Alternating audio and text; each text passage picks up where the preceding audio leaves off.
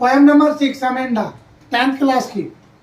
ये पोएम जो है ये स्कूल जाने वाली, देखो इंग्लिश यहाँ लिखी हुई है, मैं आपको हिंदी बता रहा हूँ, क्लियर। जिसकी वर्ड मीनिंग की प्रॉब्लम हो उसे बता देना, अंडरलाइन करूंगा। Which was written by Robin Hook. ये पोएम रॉबिन हुक ने लिखी थी जो बताता है एक लड़की के जीवन के बारे में।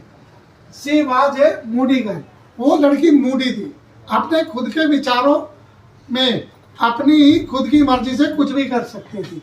सी was clear and cutting her nails to see in the street.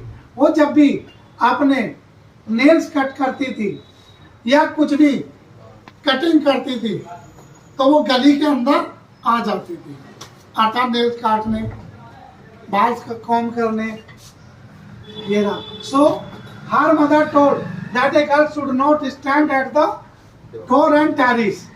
उसकी माँ कहती थी कि लड़कियों को ना तो गली में खड़ा होना चाहिए ना ही टेरिस पे। But she did not like her mother's instruction advice. वो लड़की अपनी मम्मी के इंस्ट्रक्शन और सलाह को नहीं मानती थी। सो सी, इसलिए वो इरिटेट होती थी अपनी माँ की सलाह से। वह ऑलवेज कोम्ड, कंघे भी अपने गोल्डन हेयर को दरवाजे पर करती थी या टेरिस पे। टेरिस का मतलब होता है छत। क्या होता है? छत। तो पोएट रॉबिन्स के डिस्क्राइब करते हैं कि उस लड़की के जो गोल्डन हेयर थे वो बहुत सुंदर थे।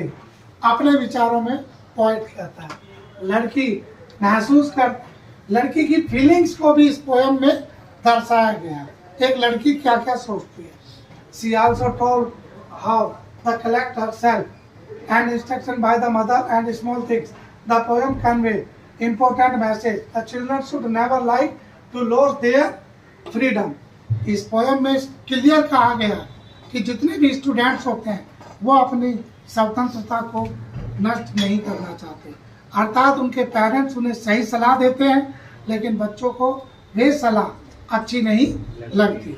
वे अपमूडी होते हैं, अपनी मर्जी से कुछ भी कर सकते हैं, पेरेंट्स की इंस्ट्रक्शन माने या ना माने, क्योंकि वे रेस्पॉन्सिबल होते हैं।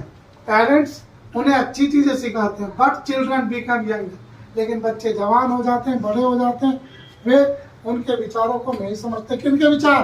अपने पेरेंट्स के। इसलिए वे उनसे फ्रस्ट्रेट हो जाते हैं। पेरेंट्स और बच्चों में फ्रस्ट्रेशन चालू हो जाता है, राइट। तो ये पोएम कहती है क्योंकि बच्चे नहीं समझते कि बड़े उन्हें सही सलाह दे रहे हैं।